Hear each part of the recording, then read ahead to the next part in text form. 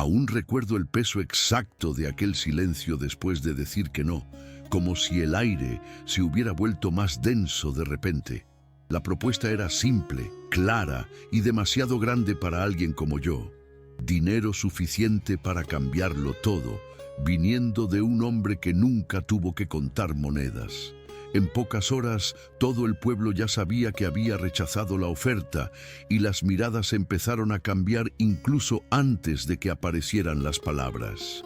Algunos se reían, otros negaban con la cabeza como si estuvieran frente a alguien que acababa de tirar su propia vida a la basura. No sentí valentía ni una fe heroica en ese momento.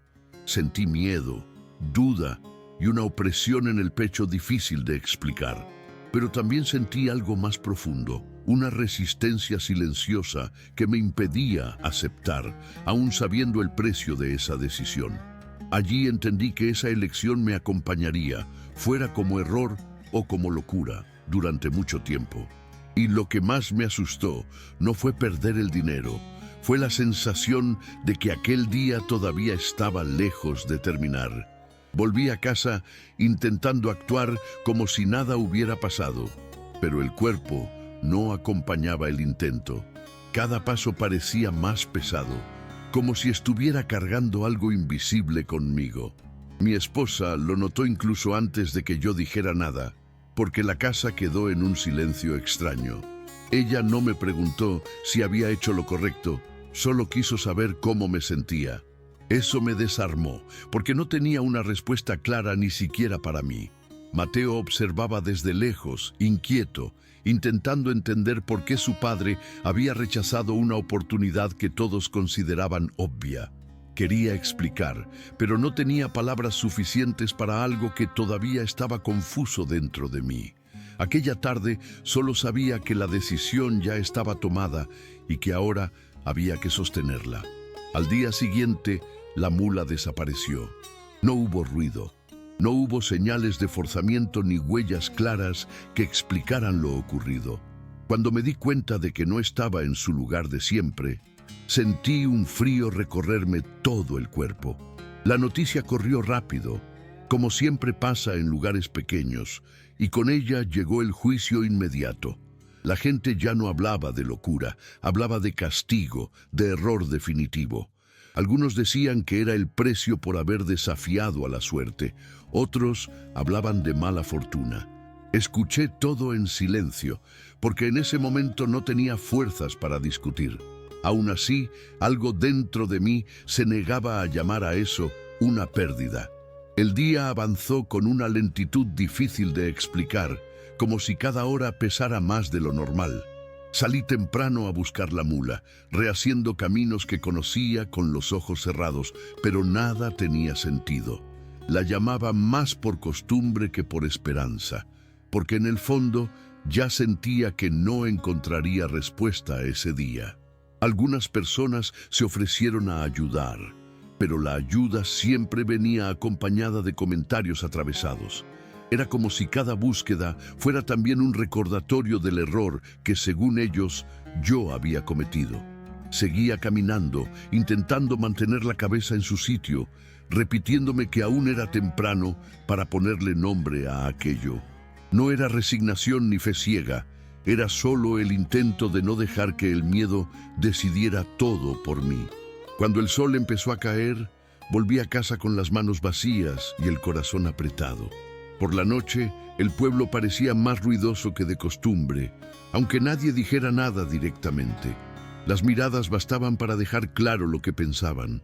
Algunos decían que la mula se había ido sola, como si incluso ella hubiera notado la oportunidad perdida. Otros hablaban de castigo, de aviso, de una lección que yo necesitaba aprender. Mateo escuchaba todo en silencio, y yo sabía que aquello le estaba afectando más a él que a mí. Antes de dormir, me preguntó si todavía creía que había hecho lo correcto. Respiré hondo, porque la duda también me había visitado, pero no del modo que ellos esperaban. Solo respondí que aún era demasiado pronto para llamar a eso un error. Algunos días después, cuando la ausencia ya se había vuelto parte de la rutina, escuché un ruido distinto cerca del corral al amanecer. No era el sonido al que estaba acostumbrado, parecía más pesado, más confuso. Cuando me acerqué, vi a mi mula allí parada, como si nunca se hubiera ido. Por un instante no pude reaccionar, me quedé mirando, intentando entender si aquello era real. Detrás de ella había otros animales, mulas que nunca había visto antes, ariscas, inquietas, claramente salvajes. La noticia se propagó aún más rápido que la otra vez, y en pocas horas todo el pueblo estaba comentando.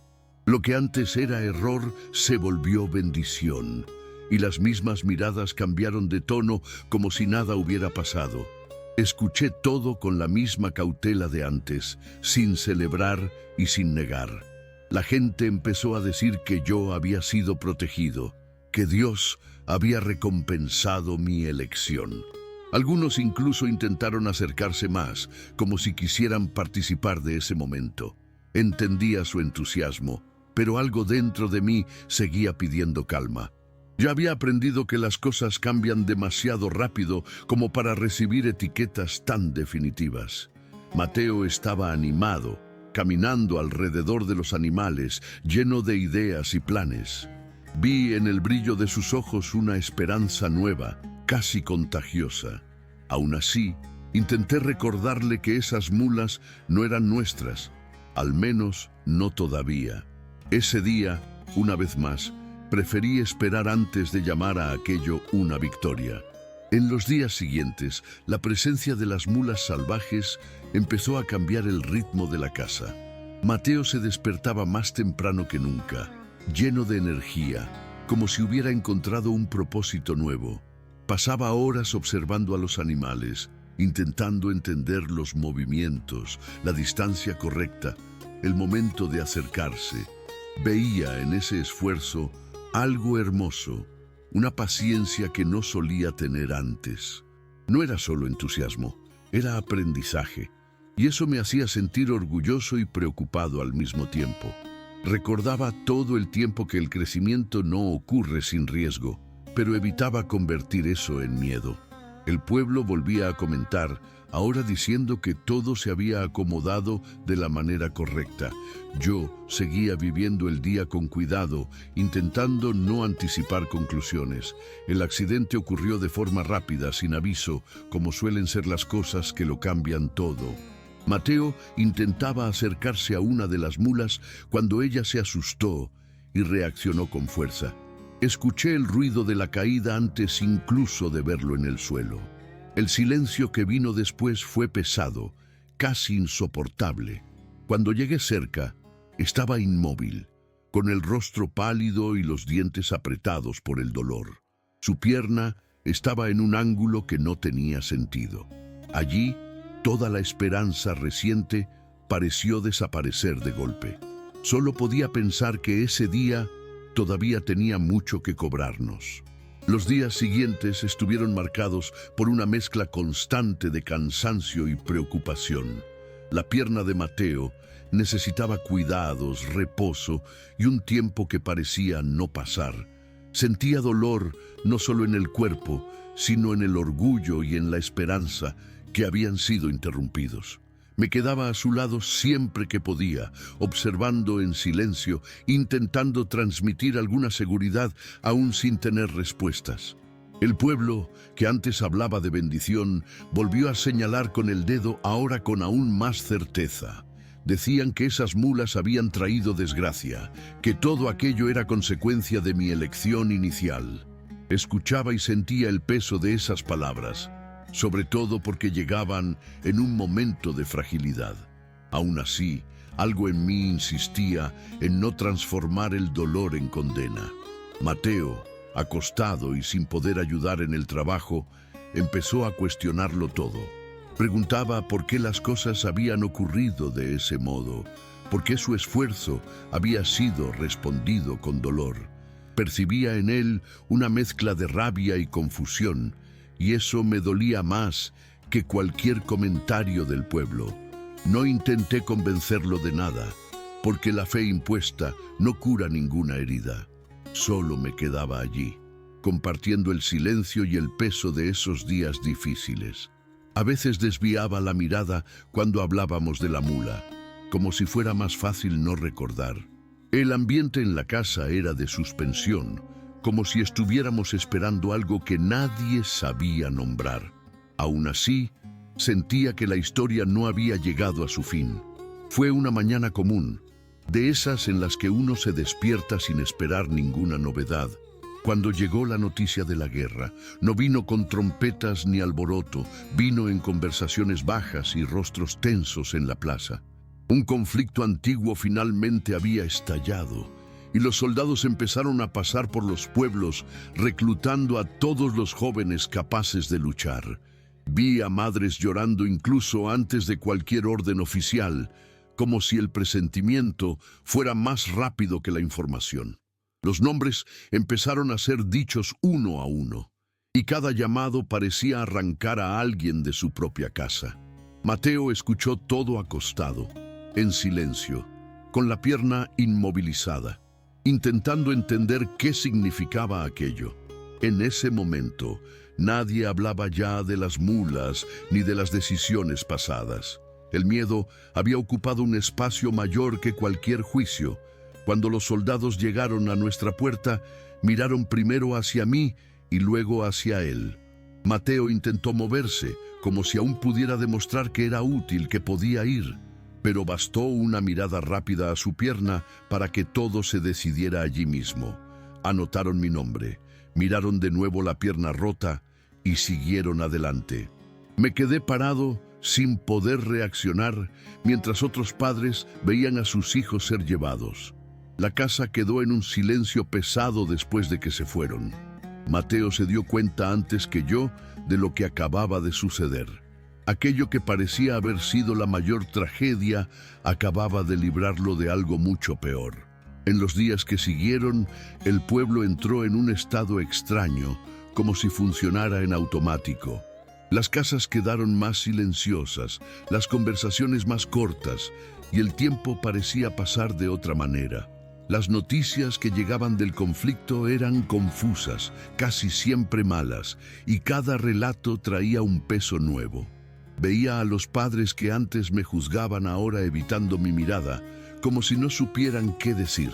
Mateo acompañaba todo desde lejos, aún acostado, intentando conciliar el dolor reciente con el alivio que no se atrevía a asumir.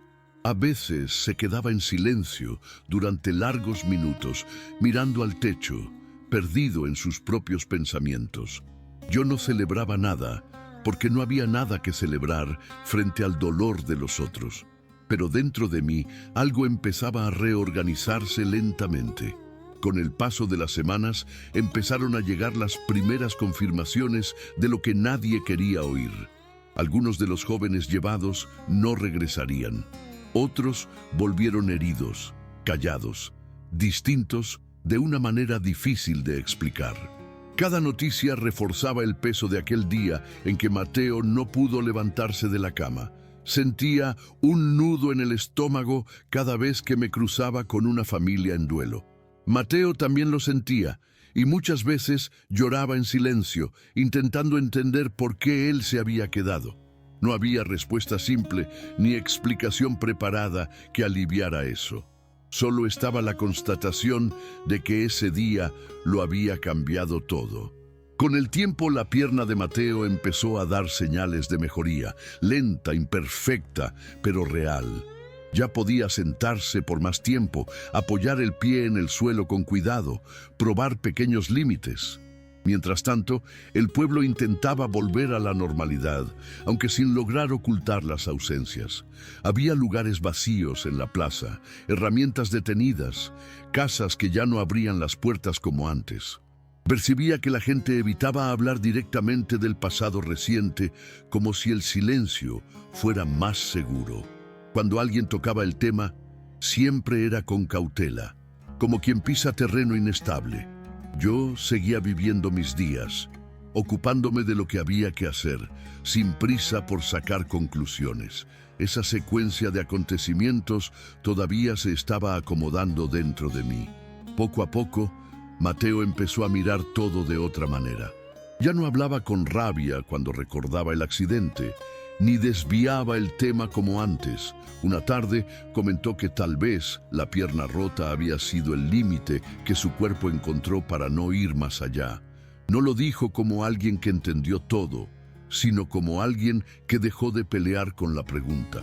Lo escuché y sentí que algo se aliviaba dentro del pecho, como si el dolor hubiera encontrado un lugar menos áspero. No hubo celebración, solo un reconocimiento silencioso. La fe, en ese punto, no era certeza ni discurso, era aceptación, y eso, para mí, ya era mucho. Poco a poco, el pueblo también empezó a unir puntos que antes parecían desconectados. No fue de golpe ni con grandes conversaciones, fue más bien en la forma en que la gente empezó a mirarme. Ya no había risa ni juicio, solo un respeto silencioso que yo no había pedido. Algunos se acercaban para comentar cómo se habían desarrollado las cosas, siempre en voz baja. Decían que todo había pasado por un motivo, que ahora se podía entender mejor. Yo escuchaba, pero evitaba estar de acuerdo o en desacuerdo. No sentía la necesidad de validar nada en ese momento. Para mí, aún era temprano para convertir todo en explicación. En casa, la rutina empezaba a tomar una nueva forma. Mateo ya podía moverse mejor, ayudaba en lo que podía, respetando los límites del cuerpo. Las mulas salvajes habían seguido su camino sin alboroto, como si también hubieran cumplido su papel. Mi mula seguía allí, firme, formando parte del día a día como siempre. Nada parecía extraordinario a los ojos de afuera, pero dentro de mí algo había cambiado de lugar. Ya no sentía urgencia por entenderlo todo. Aprendí que algunas respuestas solo aparecen cuando dejamos de exigirlas. Hubo un día específico en que percibí ese cambio con más claridad. Estaba solo en el corral, ocupándome de cosas simples, cuando me di cuenta de que ya no cargaba aquel peso en el pecho. No era alegría ni alivio completo, era algo más discreto, como un descanso. Los recuerdos de aquel día de la propuesta, de la pérdida, del accidente, ya no venían acompañados de tensión. Simplemente venían como hechos que formaron parte del camino. Entendí entonces que mi insistencia en no poner etiquetas me había protegido más de lo que imaginaba. Si hubiera llamado a todo error o milagro demasiado pronto, tal vez me habría quebrado por dentro. En ese momento seguí trabajando en silencio, con una sensación de firmeza tranquila. Mateo apareció cojeando despacio, observando desde lejos antes de acercarse. No dijo nada por un tiempo, se quedó allí, respirando hondo, como si estuviera aprendiendo a habitar su propio cuerpo de nuevo. Luego comentó que aún sentía miedo a veces, no del dolor, sino de lo que podría haber ocurrido. Le dije que ese miedo era normal, que tal vez nunca desaparecería del todo, pero añadí que también podía ser un recordatorio de que la vida había sido preservada. Mateo asintió, sin dramatizar, como alguien que acepta algo sin necesidad de entenderlo todo. Allí vi que la transformación no había sido ruidosa, sino profunda, y eso me pareció suficiente. Con el paso de los días, la vida fue retomando el ritmo de siempre, sin grandes hitos visibles. Me levantaba temprano, trabajaba, comía, dormía, repetía, como había hecho toda la vida. La diferencia era interna, casi imperceptible, pero constante. Ya no sentía la necesidad de explicar mis elecciones a nadie. Cuando alguien tocaba el tema, simplemente escuchaba y seguía adelante. Me di cuenta de que lo que me había sostenido no fue la certeza de estar en lo correcto, sino la paciencia de no decidir antes de tiempo. Ahí entendí que la fe, para mí, nunca tuvo que ver con el control. Tuvo que ver con atravesar el día sin dejar que el miedo le pusiera nombre a las cosas. Mateo también empezó a hablar del futuro de otra manera. No hacía planes grandiosos, ni hablaba de compensar el tiempo perdido. Solo decía que quería trabajar, cuidar el cuerpo, hacer lo que estuviera a su alcance. A veces se detenía a mitad de frase, como si estuviera eligiendo mejor las palabras. Veía en eso una madurez que no habría llegado sin aquel día difícil. No celebré ese cambio ni lo convertí en ejemplo. Simplemente acompañé en silencio como quien respeta un proceso. Nada necesitó ser forzado para tener sentido. En algún momento me di cuenta de que ya no repasaba mentalmente cada detalle de aquel día como antes. El recuerdo no había desaparecido, pero había perdido la urgencia de ser resuelto. Entendía que nada allí había sido aislado, aunque en su momento todo pareciera desconectado. La propuesta rechazada, la pérdida de la mula, el regreso inesperado, el accidente, la guerra, todo se encadenó sin pedir permiso. No como un plan claro, sino como la vida suele hacerlo cuando no es interrumpida por juicios apresurados. Dejé de intentar encontrar una lógica inmediata y pasé a respetar el tiempo de las cosas. Eso trajo una paz extraña, pero sólida. Una paz que no dependía de explicación. El pueblo siguió su camino, cada uno lidiando con sus propias pérdidas y silencios. Yo no me convertí en ejemplo ni referencia, y eso nunca fue importante. Algunos aún comentaban la historia de vez en cuando, siempre a su manera. Yo escuchaba sin corregir, porque ya no sentía la necesidad de estar de acuerdo o en desacuerdo. Mateo, ahora más firme, retomaba poco a poco su lugar en el mundo. La pierna llevaba marcas, pero también recordaba que él se había quedado. Y eso, por sí solo, ya decía mucho. No hacía falta añadir nada más. Hubo una tarde en que todo pareció encajar sin esfuerzo. Estaba sentado cerca de la puerta, observando el cielo cambiar de color, como siempre había hecho. No ocurrió nada especial en ese momento, y quizá por eso fue tan significativo. Me di cuenta de que ya no cargaba la necesidad de contar esa historia como justificación. Simplemente formaba parte de mí, sin necesidad de ser defendida. El miedo que me había acompañado al inicio ya no comandaba mis pensamientos. Existía, pero ya no mandaba. Y eso cambió la forma en que respiraba dentro de la propia vida. Mateo se sentó a mi lado y nos quedamos allí en silencio un buen rato. No hablamos de la guerra, ni del accidente, ni de la mula.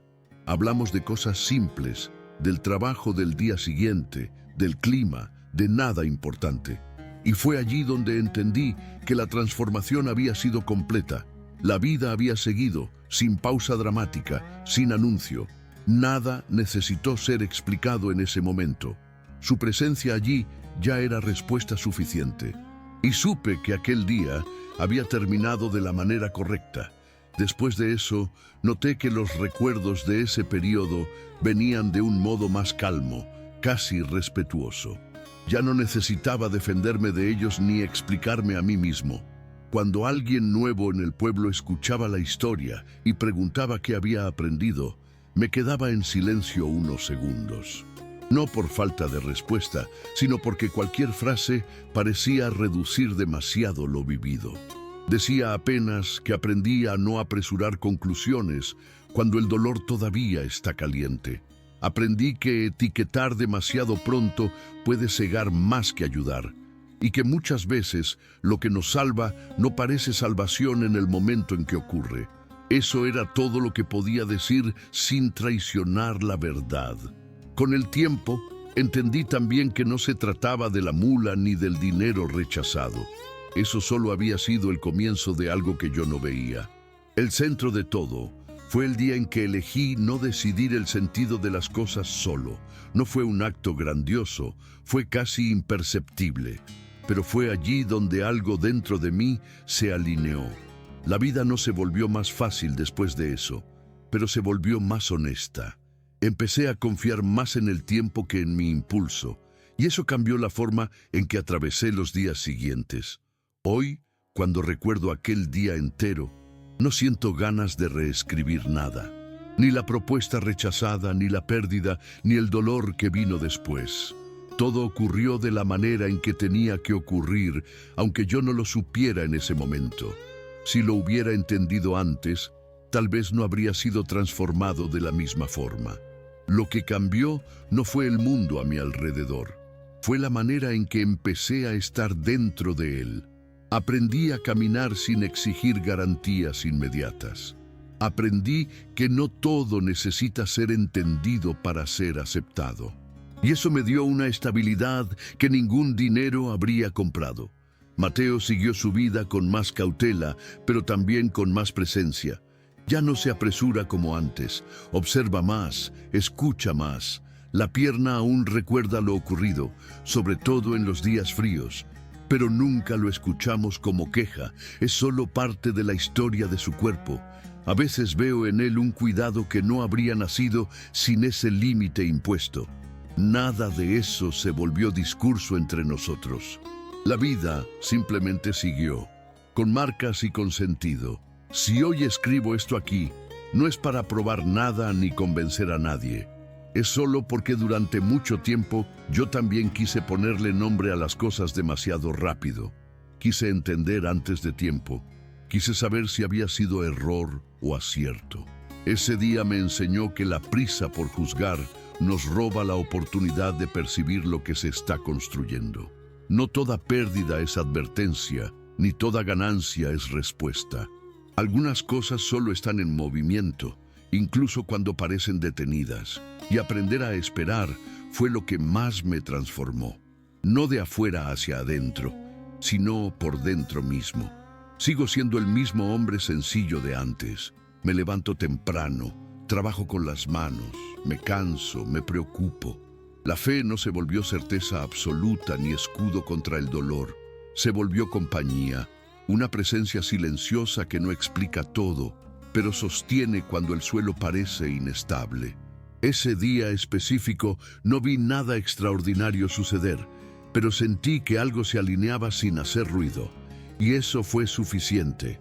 Cuando pienso en el final de esa historia, no veo un cierre perfecto, veo continuidad. Veo a mi hijo vivo, sentado a mi lado en días comunes, hablando de cosas simples. Veo decisiones que no necesité defender, solo vivir. El día pasó, como pasan todos los demás, pero algo dentro de mí quedó diferente después de él. No porque lo entendiera todo, sino porque aprendí a confiar incluso sin entender. Y la vida siguió, como siempre sigue.